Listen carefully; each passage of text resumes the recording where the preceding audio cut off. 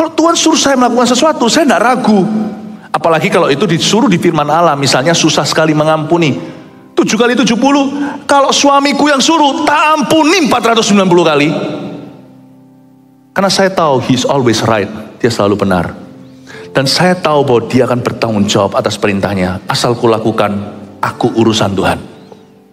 Kalau Anda belum subscribe di channel ini, segera supaya Anda bisa mengikuti terus rema-rema dari Roh Kudus ya.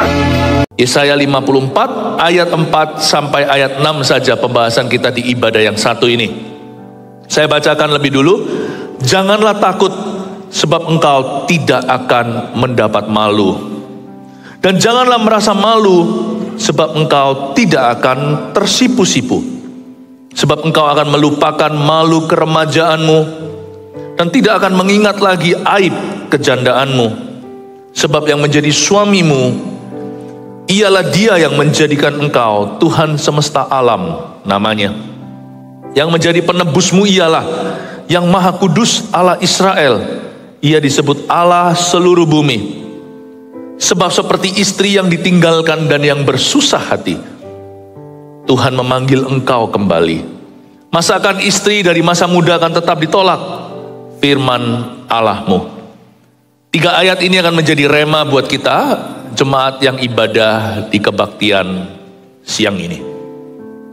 Dimulai dari ayat 4, ada satu kalimat. Yesaya bernubuat.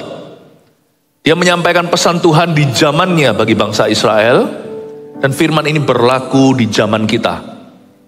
Janganlah takut, sebab engkau tidak akan mendapat malu.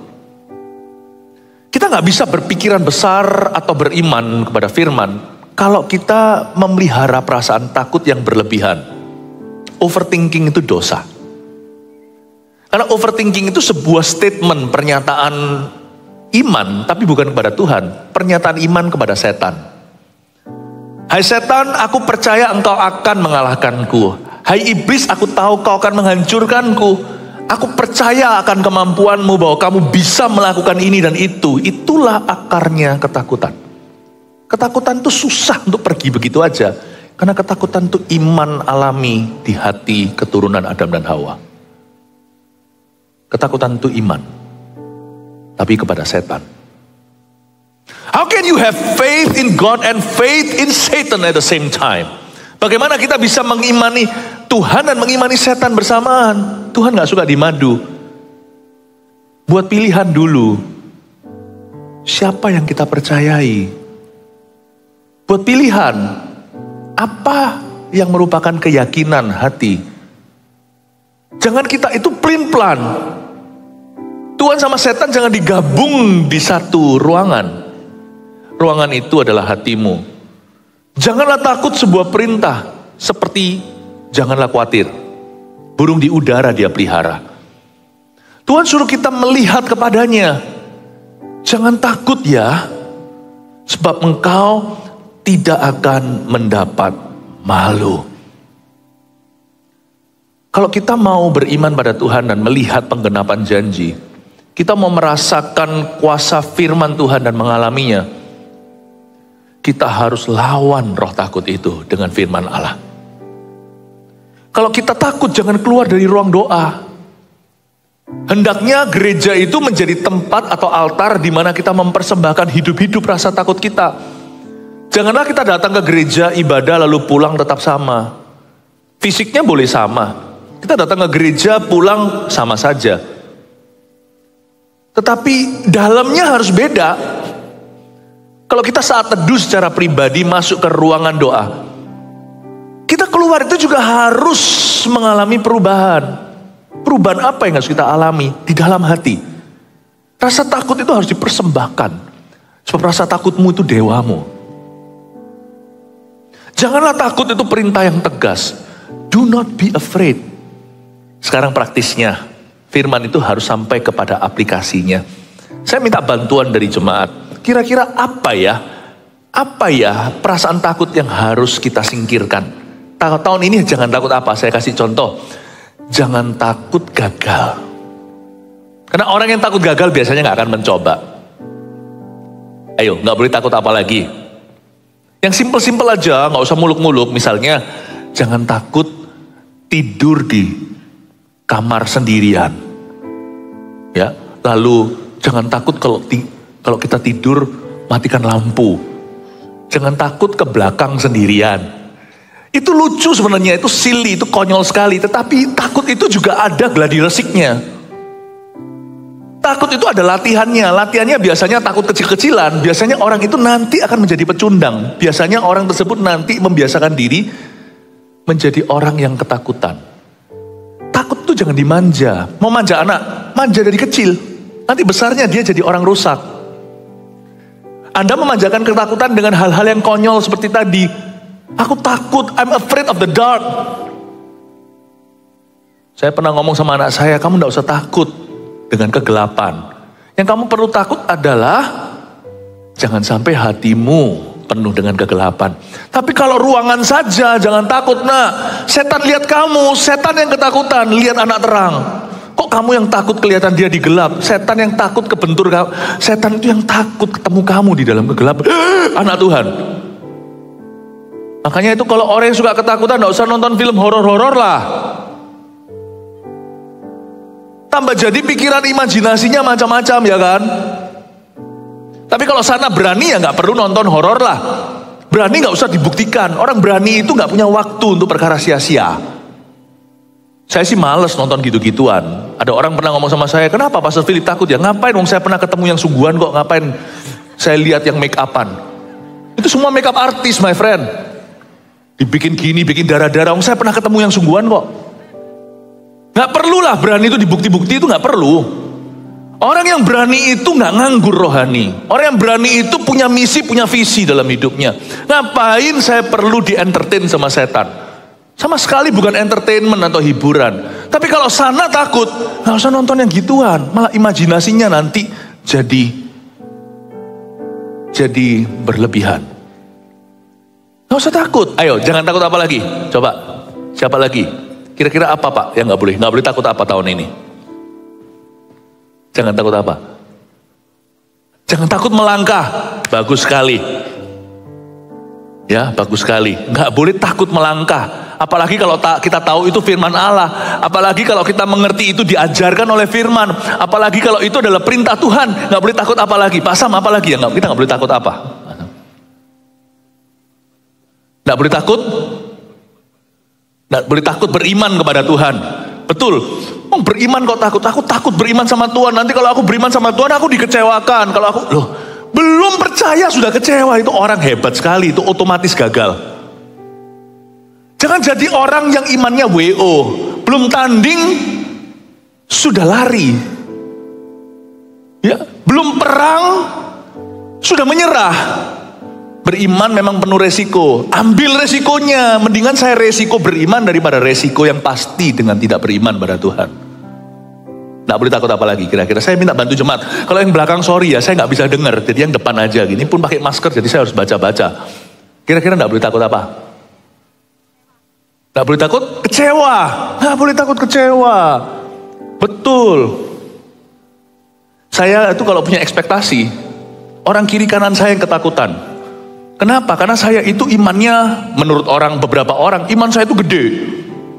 Jadi orang-orang di sekeliling saya itu yang peduli sama saya kadang-kadang beritahu jangan gede-gede. Nanti kalau kecewa gimana? Tenanglah. Sebelum saya ekspektasi, saya sudah siap kecewa dulu. Saya punya iman besar nggak apa-apa. Saya targetkan matahari. Nanti saya mendarat di bulan, orang berkata ya kan? Saya bilang salah. Kalau saya targetkan bulan, mungkin saya hanya makan terang bulan. Tapi karena saya targetkan matahari, saya lebih jauh dari kamu yang tidak berekspektasi. Saya berakhir di bulan saja, saya tetap bersyukur pada Tuhan dan berkata, wow, loh kamu tidak dapat matahari? Kenapa kamu tetap bangga? Kamu nggak mencapai sang surya? Saya berkata, karena targetku jauh. Saya cuma bisa sampai setengah. Lihat, saya tetap melangkah. Gak usah takut kecewa. Daripada orang yang selama ini ketakutan tidak pernah mencoba. Gak boleh takut apa lagi? Yang sebelah sini. Gak boleh takut apa kira-kira? Gak apa-apa. Buka sedikit ini supaya saya bisa baca. Ininya, iya. Gak boleh takut apa? Nggak boleh takut punya istri. Oh, saya tidak tahu, itu departemen di luar ranah saya itu. Maksudnya apa nggak boleh takut? Oh, nggak boleh takut istri. Wow, nggak boleh takut istri. Wow, ini dahsyat ini. Ini sesuatu yang dari penonton, ini bukan dari saya ya. Istrimu mana? Oh. Sorry ya Bu. Ayah. Saya waktu pelayanan. Waduh, itu jawaban yang tidak saya duga, sungguhan. Saya berdoa, nanti setelah doa berkat, jangan berantem di rumah. Waktu saya pelayanan ke Taiwan, saya sama istri saya, kan di sana itu banyak couple-couple hamba Tuhan muda yang saya mentori juga. Ternyata mereka diam-diam observasi cara saya memperlakukan istri saya. Lalu, karena suami-suami di gereja Mawar Sharon ini yang diwakili dengan gembalanya, kita itu kan buah gak jatuh jauh dari pohonnya. Saya sangat menghargai istri saya dari sini. Kalau saya nggak begitu, dia pasti protes dulu. Saya sangat menghargai seorang wanita. Dan cara dia melihat, nah orang Taiwan ada yang salah ngerti kiranya, wah bahasa Chinese ya, palaupo katanya. Takut istri, kenapa? Karena saya apa-apa tanya, kamu mau makan apa? Kalau mereka pesen aja atau apa, pokoknya mereka, nansihan tajangfu, itu bahasa Chinese, pokoknya wajantan, pejantan, gak peduli. Saya gak begitu. Dalam hal itu saya lebih sedikit western, lebih sedikit kebaratan. Saya bukakan pintu apa segalanya. Jadi saya tanya sama istri saya, salah satu nyeletuk begitu, palaupo katanya, takut istri. Oh, murid-murid saya yang lainnya, sama-sama anak yang couple waktu itu, ada yang protes berkata, dia berkata, bukan, Feli Muse, bukan palaupo. Saya dipanggil Pastor Philip, bukan takut istri. Tayo, ai laupo de engkau. Ya, mereka salah satunya protes untuk membela saya. Ternyata saya punya banyak pengacara. Dan berkata, no, Pastor Philip ini bukan takut istri, dia punya urapan cinta istrinya. Haleluya. Nah, lu ya, cintai istrimu. Biar dunia bilang takut istri, itu mereka yang juling. Ya, cintai dia ya. Oke, saya koreksi.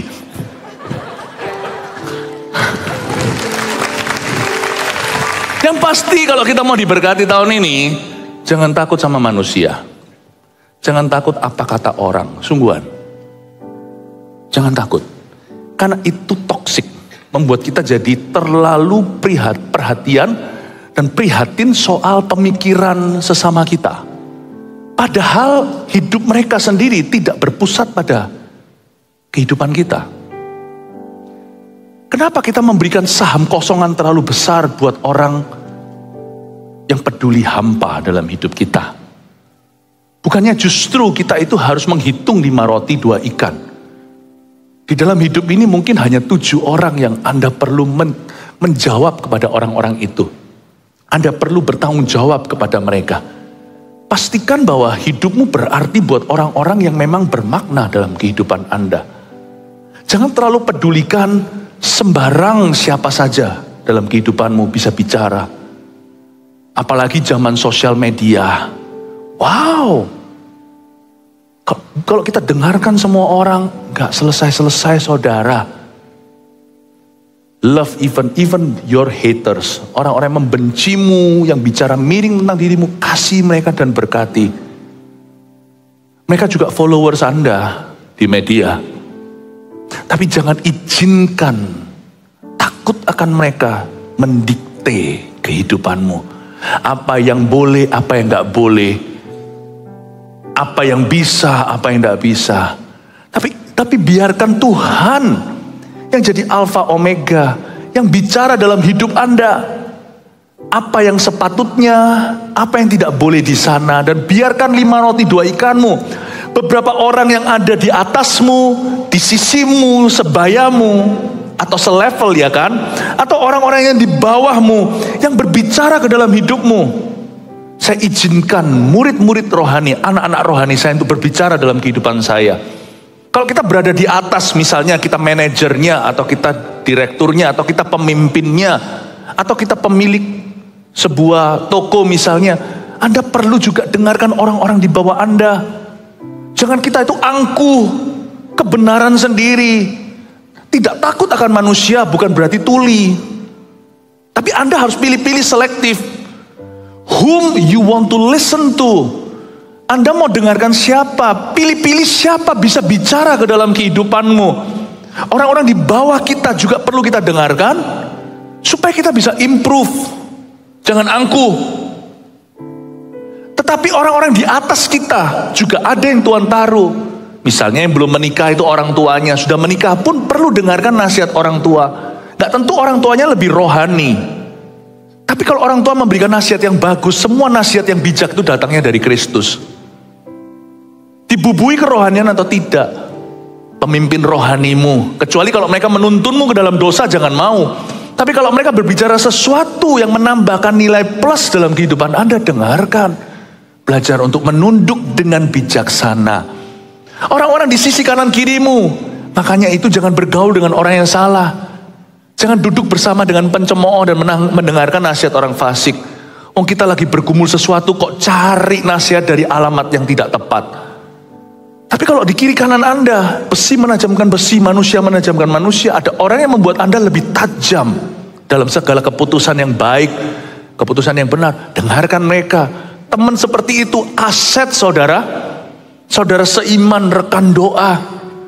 Tetapi dari semua orang yang sebaya atau selevel, alangkah baiknya suami dan istri saling dengar-dengaran.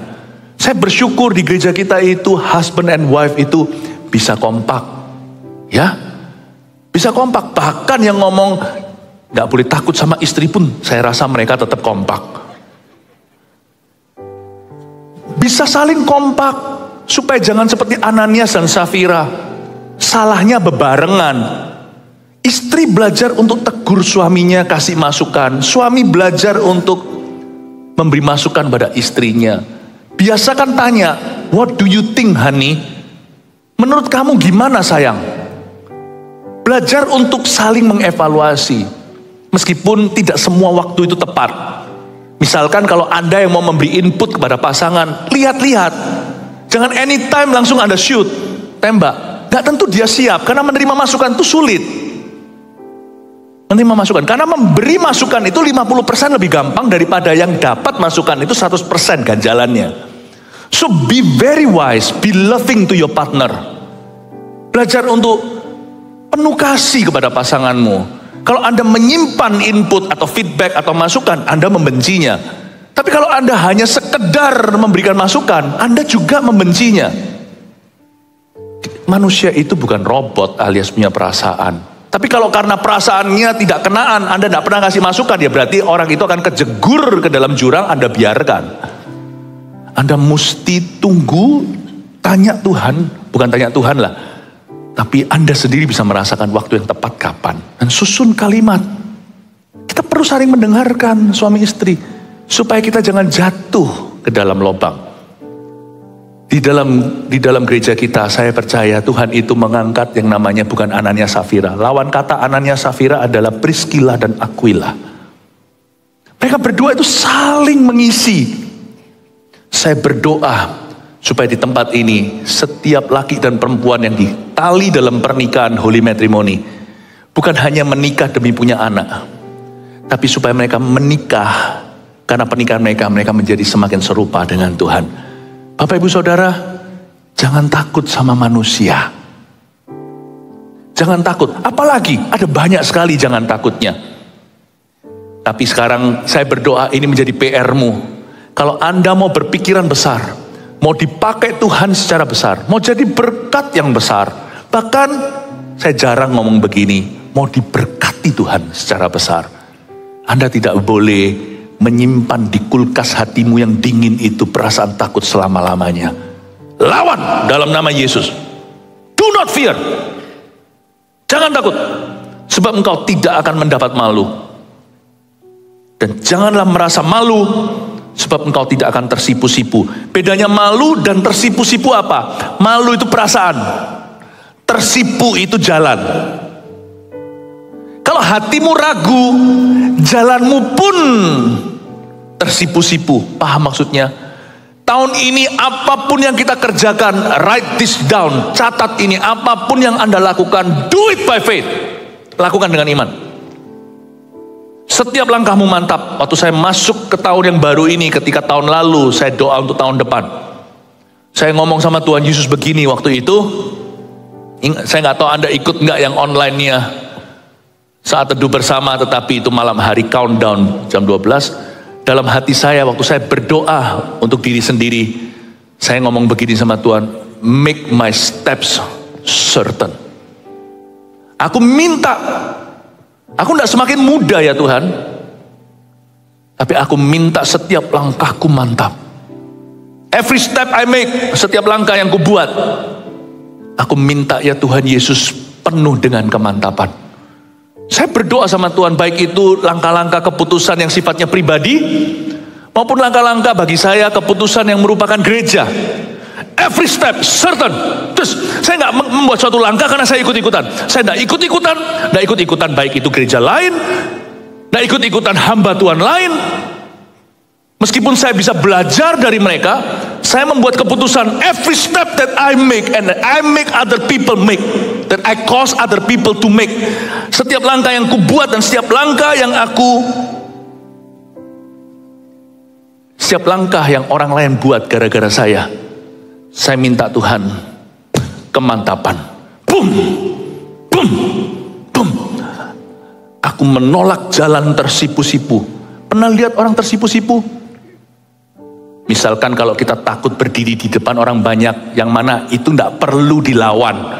Gak semua orang memang dikasih karunia untuk jadi public speaker. Gak perlu Anda juga studi soal itu. Misalkan ya, saya kasih contoh tersipu-sipu, dikasih mikrofon ngomongnya, itu tersipu-sipu. Orang yang tidak pede, tidak percaya diri. Kalau di depan mikrofon atau orang banyak, gak apa-apa. Gak semua orang punya karunia yang sama. Tapi kalau dalam kehidupan, kita tidak boleh tersipu-sipu. Setiap langkah yang kau buat harus mantap. Ke kiri, ke kanan, jangan coba-coba.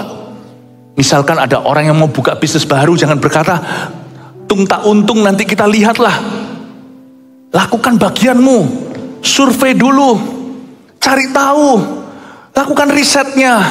Setelah Anda tahu, sinergi dengan apa yang Anda sudah kerjakan. Jangan kita itu main lotrean, lalu berlutut di depan Tuhan, bawa masuk ke hadirat Tuhan dan berkata, aku tidak coba-coba, aku menjegurkan diri dalam bidang ini, aku percaya aku akan berhasil, sertai aku ya Tuhan Yesus. Dan kalau Anda ragu, tanya dulu kenapa Anda bimbang, karena akar takut biasanya adalah dakwaan. Tahu nggak, nenek moyangnya takut itu adalah tertuduh. Biasanya orang nggak berani atau nggak bisa maju tak gentar, karena di dalam hatinya dia sendiri gemetar. Kalau kita tahu kita salah, kita nggak berani-berani amat. Mungkinkah langkah kita itu terserok-serok, tersendat-sendat, tersipu-sipu karena kita tahu kita masih hidup dalam dosa tertentu? Makanya itu rohani harus beres dulu, hati harus dibereskan. Ada orang gak pernah yakin doanya dijawab karena dia tahu dia masih simpan sesuatu. Ada orang gak pernah sepenuhnya mantap bahwa doanya itu akan dikabulkan karena dia tahu ayat. Setelah doa Bapak kami, ujungnya Tuhan berkata, kalau kamu gak ampuni, Bapak pun gak akan dengarkan doamu. Karena dia tahu di hatinya sesuatu gak beres. Bereskan dulu supaya jangan tersipu-sipu. Kalau Anda malu di sini menghadap tata Allah, jalannya pun tersipu-sipu. Paling-paling kalau percaya diri itu karena dengan kekuatanmu sendiri. Tapi kalau kita mau yakin Allah nyertai kita, jangan sembunyikan apa-apa. Adam dan Hawa tersipu-sipu ketika Tuhan berjalan di Taman Eden sore hari sejuk itu. Karena mereka tahu mereka telanjang. Dari mana mereka tahu? Karena mereka makan buah terlarang. Bereskan. Ada orang tertentu, seorang laki-laki tidak pernah merasa penyertaan Tuhan. Kenapa? Karena dia kasar sama istrinya. Bukankah ayat firman Tuhan berkata di Perjanjian Baru, supaya doamu jangan terhalang ketika engkau menaikkan tangan kudus. Perlakukan istrimu dengan bijaksana, supaya doamu jangan dihalangi. Mungkin ada hal-hal tertentu yang membuat kita malu di depan Tuhan, itu bereskan. Jangan bawa dosa lama di tahun baru. Selesaikan di tata Allah. Bertobat seperti Sakius. Kalau kita peras orang, kembalikan 4 kali lipat.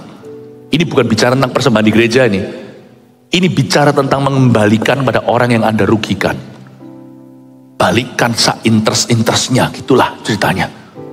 Bagaimana kita bisa diberkati financially kalau kita larikan duit orang lain. Mau kita doa jengking-jengking di gereja, itu kemunafikan. Hentikan memberikan perpuluhan di dalam gereja atau persembahan. Take the money, it's not your money. You cannot offer other people's money. Kita tidak bisa mempersembahkan uang orang lain. Kalau uang itu adalah curian, jangan dimasukkan ke gereja. Sebab Tuhan anti pencucian. Hentikan persembahanmu dalam gereja, kembalilah kepada saudaramu yang kau salahi, ambil dari altar itu, jangan kotori mesbah, balikan duit orang lain itu, hai Sakius. Baru kemudian persembahanmu harum di depan Tuhan. Tapi waktu itu aku tidak punya persembahan apa-apa yang bisa aku berikan dalam gereja. Nggak apa-apa. Kasih sandal usang pun Tuhan terima. Tapi itu murni milikmu.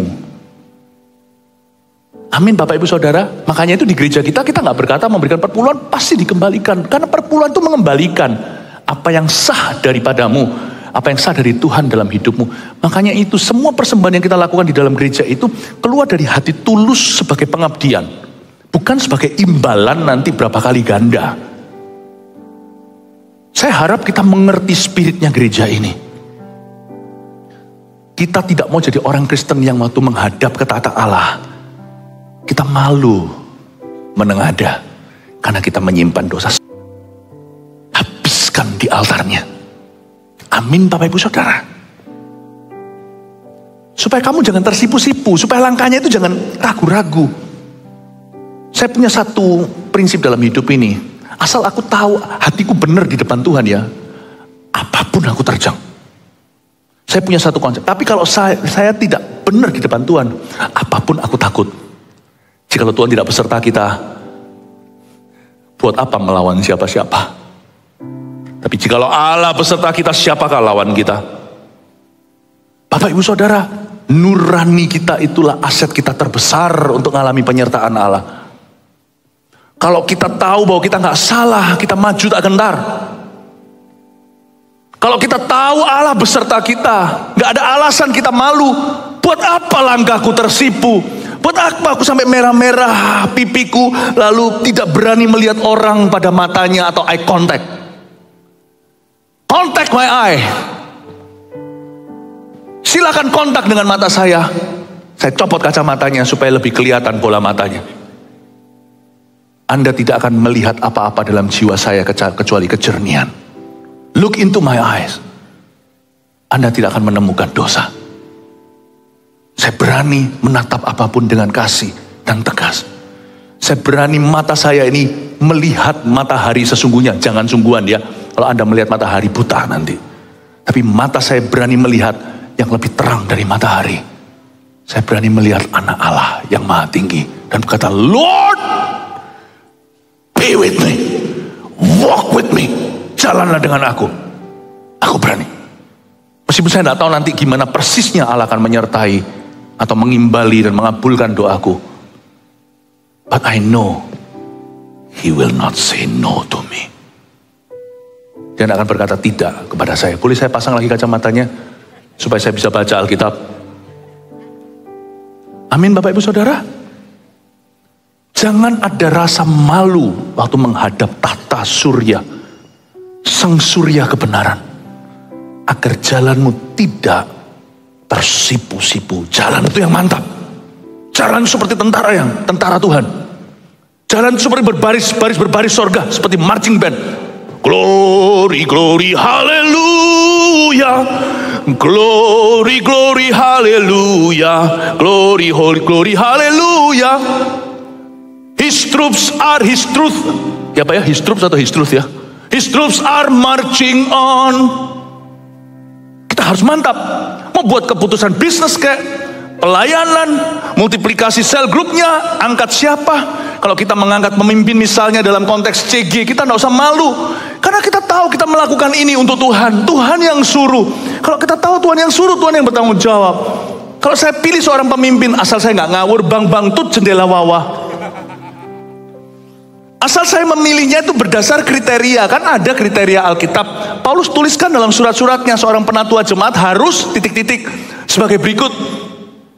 Kalau saya pilih menurut hemat saya sebagai manusia yang dipenuhi oleh Roh Kudus, saya tidak tahu persis siapa yang Tuhan pilih. Pokoknya Tuhan, kalau aku pilih orang ini, saya tanya dia baik-baik, mau nggak? Loh, Anda yakin? Anda yakin saya? Yakin gak yakin? Pokoknya kalau saya pilih Anda, Tuhan akan pilih Anda. Wow, angku sekali, bukan angku. Itu percaya, itu confident.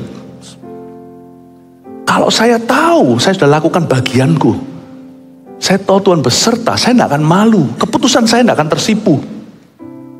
Jadi kalau saya pilih orang ini, saya punya satu perjanjian dengan Tuhan. Asal aku bertanggung jawab dengan pilihanku, aku siap untuk follow up. Kalau satu orang saya pilih, ini misalnya, ternyata ternyata itu pilihan bukanlah pilihan yang sempurna, tapi gara-gara aku yang memilihnya Tuhan, dan aku sudah berdoa, tolong sempurnakan. Beberapa anak-anak rohani, murid-murid rohani saya, tanya sama saya, Ko Philip, sebagian kan ikut saya dari masa muda. Waktu Koko dulu pilih aku, Koko dengar apa dari Tuhan? Gak dengar apa-apa. Lo kok yakin? Ya karena gini, kalau sampai saya memilih kamu itu sebuah kesalahan, Tuhan yang benarkan. Kalau sampai aku memilih kamu, ternyata kamu bukan pilihan Tuhan, Tuhan pun akhirnya akan memilih kamu karena aku memilih kamu. Lo kok gimana toh? Karena aku istrinya Tuhan. Paham? Kita gereja itu istrinya Tuhan. Kalau anak saya datang sama saya, boleh makan permen enggak? Kalau mamanya sudah bilang enggak, papanya kan berkata, mami udah bilang enggak, daddy will say no too. What mommy says is what daddy will say.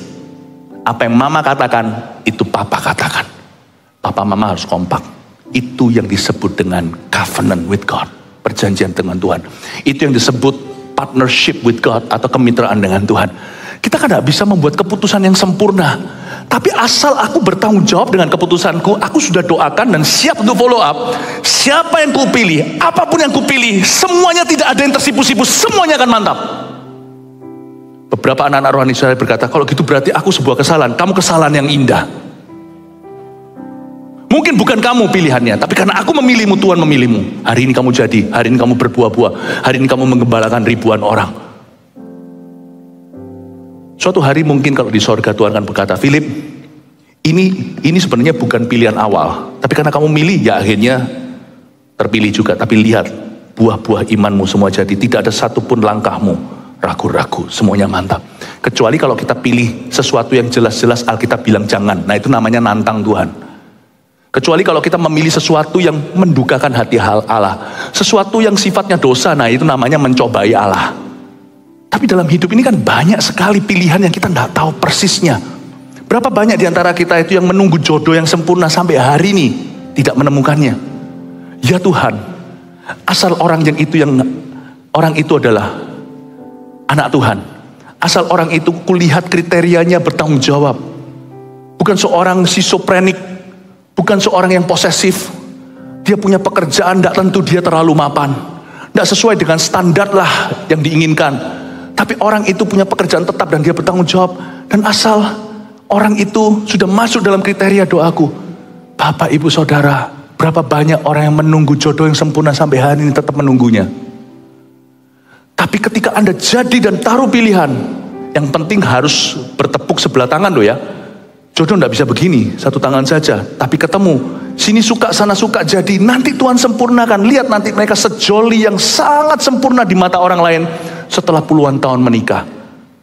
Lihat, tidak ada jodoh yang sempurna. Yang ada adalah pilihan yang bertanggung jawab. Dan siapa yang kau pilih di dalam Tuhan, Tuhan akan sempurnakan. Loh, Pastor Philip tidak ngomong dari awal, aku sudah nunggu nih. Aku nunggu yang kayak Korea gitu loh, yang kayak Bihun, Hyunbin.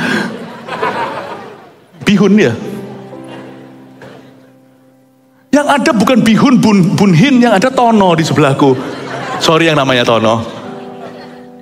Tapi in the long run, yang bihun, yang bibimbap, yang siwon rawon itu nggak tentu akan bahagia menikah dengan kamu, dengan Anda. Tapi yang Tono dan Tini ini yang akan memiliki happy marriage nanti bersama denganmu. Tidak ada jodoh sempurna. Yang ada adalah langkah yang mantap, tidak tersipu-sipu. Kalau hatimu berani berdoa dan beriman kepada Tuhan. Ambil putusan yang tanggung jawab. Whatever decision you're making, apapun keputusan yang Anda buat tahun ini, buatlah dengan mantap. Firman di tangan, Roh Kudus di hati. Buat keputusan. Lihat nanti, dengan doa yang kau taburkan, Anda akan menuai restu dan akan menuai sukacita. Anda akan menuai penyertaan Allah. Yang percaya kasih tepuk tangan untuk Tuhan. Ayat 5, sebab yang menjadi suamimu ialah dia yang menjadikan engkau. I love this. Tuhan semesta alam namanya. Yang menjadi penebusmu ialah yang maha kudus Allah Israel. Ia disebut Allah seluruh bumi. Lihat ayat 5. Dari mana iman yang saya tadi demonstrasikan dan ceritakan? Dari sebuah pengetahuan dan pengenalan bahwa kita ini istri. Dalam pernikahan anak domba, orang Kristen itu wife. Jesus itu husband. Jadi Jesus is ultimately more responsible for your life. Jadi Tuhan Yesus itu jauh lebih bertanggung jawab atas hidupmu daripada dirimu bertanggung jawab atas hidupmu sendiri. Maksud saya bukan berarti kita lepas tanggung jawab.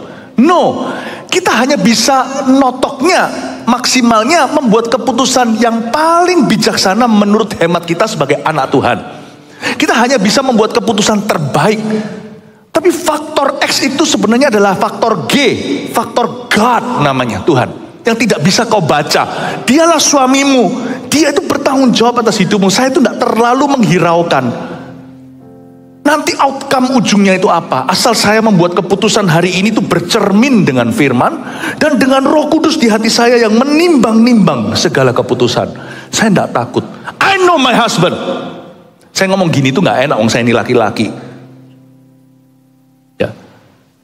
Tapi saya harus bisa mengakui firman bahwa kita ini gereja itu istri. Tuhan Yesus itu suami. Dalam rumah tangga, suami itu kepala keluarga. Ada apa-apa dengan rumah tangga itu, Tuhan akan minta pertanggungjawaban sama suami. Jangan takut. Ada Yesus di hidup kita. Dialah suami kita. Dia yang bertanggung jawab. Kalau Tuhan suruh saya melakukan sesuatu, saya tidak ragu. Apalagi kalau itu disuruh di firman Allah. Misalnya susah sekali mengampuni. 7 kali 70. Kalau suamiku yang suruh, tak ampuni 490 kali. Karena saya tahu he is always right. Dia selalu benar. Dan saya tahu bahwa dia akan bertanggung jawab atas perintahnya. Asal kulakukan, aku urusan Tuhan. Nggak usah takut, aku 490 kali, 70 kali 7 aku ampuni, aku yang rugi. Kok nggak percaya sih sama suami sendiri kalau suami yang suruh? Suami akan bertanggung jawab. Saya dan istri saya pendeta. Istri saya otomatis jadi istri pendeta. Saya akan tanggung jawab untuk kehidupan keluarga kami. Maaf, saya ngomong begini bukan berarti yang perempuan itu inferior dari laki-laki. Itu hanya soal peran. Wanita itu kan ikut sama prianya. Meskipun jikalau wanita itu punya penghasilan lebih besar daripada suami, misalkan dua-dua itu double income, dua-dua itu berkarir, tetap loh ya, marga tetap ikut marganya suami Anda. Hidup Anda itu pada luasnya nanti bukan soal penghasilan, karena ada pula faktanya di dunia ini wanita secara materi lebih diberkati, ada yang begitu. Tapi gimana pun juga di rumah, dalam pernikahan mereka, kehidupan perempuan itu tergantung dengan laki-lakinya. Makanya paling kasihan adalah kalau perempuan itu menikah dengan seorang laki-laki yang menyanyiakan dia. Itu paling kasihan. Yang punya anak perempuan harus banyak berdoa. Mau tahu nggak cara iblis merampas kebahagiaan seorang wanita? Gampang, dia salah nikah. Wanita yang tidak dihargai oleh suaminya, tidak dicintai, itu paling kasihan di seluruh dunia, di samping yatim piatu dan para janda tentunya. Laki itu yang akan, itu tergantung laki yang menentukan seluruh destiny keluarganya. Saya nggak takut kalau Yesus kasih saya perintah, saya lakukan. Dia lakiku. Dia suami kita. Kalau dia suruh kita, misalnya melakukan sesuatu, dia yang sediakan resourcesnya, sumber dayanya. Yesus yang suruh Petrus pergi sana memancing untuk bea bait Allah, untuk kau dan aku. Dia pergi ke situ, ikan ke satu, bukan berapa ikan baru ketemu. Ada koin di mulutnya. 2 peser, 1 untuk Yesus, 1 untuk Petrus. When God commands you, go. He's your husband. He will feed you. He will provide for you. Dia akan menyediakan bagimu. Dia adalah suamimu. Amin Bapak Ibu. Itu maksudnya. Tapi juga maksudnya itu kekang pada istri. Seorang wanita, seorang suami itu yang paling kasihan adalah suami yang seperti apa? Ayo, harus fair dong. Suami yang istrinya tidak membawa diri dan tidak bisa bawa namanya dengan baik. Waduh, orang berkata itu loh, itu istrinya itu loh. Istrinya itu, suaminya yang kena celah. Istri ugal-ugalan di luar, suaminya yang malu. Istri tidak bisa menempatkan diri, gimana tuh? Misalnya suami istri pergi ke pesta sama-sama nih kondangan. Suaminya, istrinya sudah pakai pakaian yang bagus semuanya dan berwibawa. Suaminya berwibawa, lalu istrinya tuh duduk di meja, kakinya naik. Udah naik, ambil makanan lebih daripada yang dia bisa selesaikan. Peduli amat suaminya konglomerat. Kalau istrinya perbuatannya begitu, yang malu siapa? Yang malu suami. Kan berkata peduli amat suaminya konglomerat. Dia lihat istrinya kayak gitu, kayak nggak pernah dikasih makan. Orang akhirnya mencacatkan suami. Itu di rumah gimana ya? Whatever you do or don't do, whatever you say or don't say, think about your husband. Consider him. Apapun yang kau lakukan, tidak lakukan tahun ini. Apapun yang kau katakan, tidak katakan tahun ini. Tolong pertimbangkan suamimu Yesus. Makanya di luar sana itu banyak orang salah paham sama suami kita Yesus. Hai gereja. Karena orang Kristen sifatnya ugal-ugalan. Orang Kristen koboyan di luar. Akhirnya orang gak mau tahu. Itu kan istrinya Yesus. Yesusnya pasti busuk. Orang salah paham sama Yesus gara-gara gereja yang kelakuannya tidak bersih. Gara-gara, jangan kita tuduh pendeta. Pendeta tentu lebih banyak diberi ya, lebih banyak dituntut ya kan. Lebih banyak dipercaya. Pendeta berkelakuan buruk juga ada. Tapi janganlah hapuskan dosamu. Gara-gara ada pendeta jatuh, jemaat berkelakuan buruk juga banyak. Orang-orang Kristen di luar sana yang membuat nama Yesus busuk. Tidak sedikit. Tahun ini, whatever you do, apapun yang kau lakukan, pertimbangkan nama suamimu. Istri saya namanya Ibu Mantova. Dia tidak lahir sebagai Mantova. Kita tidak lahir sebagai Kristen sekalipun kita itu dilahirkan dalam keluarga Kristen. Kita lahir baru, kita dipinang sama Yesus. Apapun yang kau lakukan, orang tidak tahu pendetamu. Di luar sana orang tahu Anda orang Kristen. Orang kan lihat itu. Yang menjadi suamiku ialah yang maha tinggi. Tanggung jawab yang besar buat anak-anak Tuhan. Saya itu tidak gampang. Saya barusan gak lama yang lalu saya kasih cerita ya. Saya pergi dengan sekelompok orang waktu itu di luar negeri. Dengan beberapa orang-orang yang dekat dengan kami seperti keluarga. Nah orang Indonesia kan beda kebudayaannya. Orang Indonesia itu beda kebudayaannya. Kebudayaan kita itu lebih lepas tawa apa adanya. Untungnya gak di Jepang. Dulu waktu saya pelayanan di Jepang itu, waktu makan pagi saya kira ini masuk ke restoran atau masuk ke kuburan. Semua orang itu duduknya seperti Oshin gitu. Ngomongnya suami istri depan. Itu sama Hong Kong beda. Perang. Shumai, jangan kau shumai. Beda sama dimsum di warung juga sama kelontangan. Rawon pas satu teh manis. Ini bukan Jepang, tapi ini budaya Barat. Orang-orang Indonesia bersama dengan saya tertawa karena ada yang melucu. Wow, ada yang berkata. Tiba-tiba di situ ada orang yang lagi bete atau gelisah, bete nggak tahu dia lagi berantem mungkin suami istri bukan orang Indonesia. Wih, itu teman-teman saya semuanya digini, digituin. Saya kaget. Nah ini saya ini kan jiwa gembala ya kan. Saya lihat domba saya digitu kan nggak terima kan. keluar itu sifat suaminya. Apalagi yang gitu semuanya itu orang-orang yang saya cintai. Belum lagi istri saya yang mungkin ada di sana juga ikut gituin. Ini suaminya muncul, husband langsung keluar. Husband campur Wong Fei Hongnya keluar semua. Gitu. Nah, terus akhirnya marah, semprot kita. Mereka kira kita tidak bisa ngomong bahasa Inggris, paham maksud saya? Karena kita ini kelihatan Asia kan. Jadi mereka pakai bahasa isyarat. Nah, kamu kira aku mobil parkiran? Pray, kiri-kiri. Saya itu nggak marah gimana, saya sudah tidak seperti saya dulu lagi, tapi hati saya itu ingin berkata, can't you just speak English? Can't you say please? Saya nggak sempat ngomong karena yang perempuan lebih ngocehnya lebih cepat. Saya bilang, saya diam sama semua diam. Terus saya tenangkan mereka juga tenang sih. Saya bilang, nggak apa-apa lah, kasihan lah. Lihat, kita tanggal-tanggal segini kita sudah bisa liburan. Mereka lu tanggal segini masih kerja. Oh iya, salah satu ngomong, pastor kita memang selalu benar. Wah, gembala dalam hati, aku yang gak tahan kalian digituin. Tapi saya harus jaga. Lalu setelah itu mereka mau keluar, saya mau kasih saran. Meskipun saya gak bisa marah, kan saya bisa memberikan sebuah pesan. Saya mau ngomong sama mereka, madam, saya panggil, madam. Excuse me, saya bilang, next time you just have to use English. Just say please. We are not animals. Saya mau ngomong gitu, saya sudah siapkan ini di sini. Itu pun sama Tuhan nggak boleh. Kita ini bukan binatang. Saya rasakan ada rasisnya waktu itu. Saya berkata, kita ini adalah orang yang beradab. Kita itu pendidikan tinggi. Kalau saya sedikit nyelekit, saya bisa bilang, mungkin lebih tinggi pendidikannya dari Anda. Tapi itu kesombongan, saya bilang gak jadi Saya bilang, saya cuma sarankan next time kamu ngomong please. Agak reda karena kami lagi bicara, gak apa-apa. Saya baru ngomong, madam, itu madamnya langsung semprot saya kedua kali.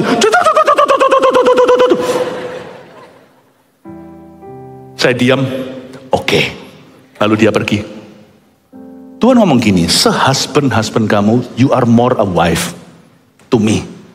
Kamu meskipun gembala lah, pemimpin lah, siapalah, Anda mungkin orang berkedudukan lah, mungkin segini beruang atau beruang. Tetap seapa-apapun Anda, se-husband itu kan pride, laki itu kan ego. Se-husband apa Anda dalam dunia Anda tetap ada di dunia Allah. Di dalam kerajaan sorga, Anda lebih a wife. Lebih seorang istri daripada seorang suami. Waktu orang itu keluar, saya berkata, Tuhan, aku tadi loh cuma mau ngomong sama dia, ma'am, next time say please. Itu pun gak boleh, Tuhan. Gak boleh. Kalau kamu lakukan itu, guru kencing berdiri, murid kencing emosi. Kamu gak mikir namaku, kamu aman, kamu bisa memberi saran. Sampai mereka nanti, kalau mereka jadi revival gimana? Lihat gembalanya sedikit percikan mereka kebakaran gimana? Masa Tuhan aku apa-apa harus mikirkan orang lain? Ya gitu, kamu harus selalu mikirkan aku. Kamu itu istriku. Gereja itu kan istrinya Tuhan. Jemaat ini semua istrinya Tuhan. Gereja itu bukan gedungnya. Gereja itu akan diangkat nanti di awan-awan. Kalau kita tidak mau ketinggalan di antikristus nanti. Kalau Anda bagian dari gereja itu bukan membership. Itu covenant, itu bukan keanggotaan. Itu adalah perjanjian dengan Allah. Yang disebut gereja itu adalah orang benar. Dan orang benar, orang Kristen yang benar. Itu istrinya Tuhan satu-satu. Apapun yang kau lakukan. Kelihatannya nggak ada salahnya. Cuma pembelaan diri sedikit. Pikirkan Tuhan dan orang lain. Pikirkan, karena sebagai istri wife, kalau kita meletup, anak-anak kita akan meledak. Paham Bapak Ibu Saudara, Anda semua influencer, semua Anda berpengaruh. Pahami ini, don't just do anything or say anything. Pikirkan Yesus, pikirkan orang lain juga. Yang menjadi suamiku adalah yang maha tinggi. Tahun ini, berkatmu akan datang dari Tuhan. Tapi sebelum berkatmu datang dari Tuhan atau apa, muliakanlah Tuhan dengan hidupmu. Saya belajar itu, mendingan saya diam. Dan dia pergi. Kami satu kelompok orang Indonesia dirasisi. Tapi saya diam dan berkata, lebih baik saya dirasisi daripada saya merasis Yesus namanya dan membuat dia punya nama jadi kontaminasi. Bukan di orang lain, pada golongan sendiri. Kalau bapaknya begini, anaknya gimana kencing berlari. Pikirkan orang lain juga, Bapak Ibu Saudara. Tahun ini jangan sembrono. Tahun ini jangan sembarangan. Ingat ini, berkatmu datang dari suamimu. Jaga nama baiknya. Haleluya. 1 Petrus 4 ayat 7. Kesudahan segala sesuatu sudah dekat. Karena itu, kuasailah dirimu dan jadilah tenang, supaya kamu dapat berdoa. Saudara yang terkasih, terima kasih telah mendengarkan firman Tuhan hari ini. Jangan lupa untuk dukung terus channel ini dengan cara subscribe, like, share, dan juga komen, agar saudara kita yang lain juga boleh terberkati. Tuhan Yesus memberkati kita.